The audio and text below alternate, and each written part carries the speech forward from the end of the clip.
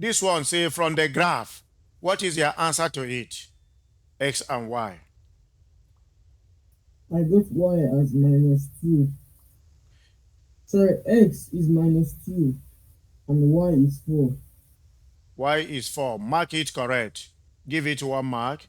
The thing is that you trace the line down, you get your X. Yeah. You trace it vertically, you get your Y. That's just the explanation. Now, the last but not the least is the B part. What did you get as your answer from the graph?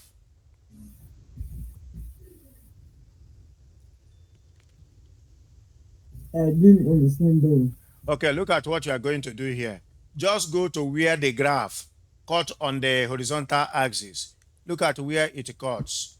Count it from here. 1, 2, 3, 4, 5, 6. So it is 6.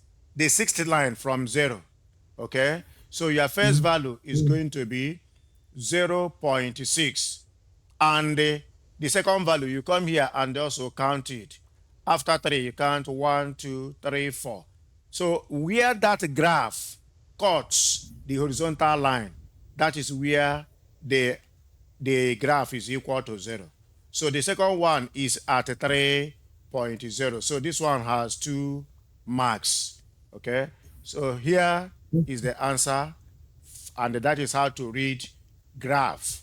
If you are given a graph and you are asked to find the solution through the graph, once it is equated to 0, go to where the graph intersects with the horizontal line and then read the value in that graph, and that is the answer. So you can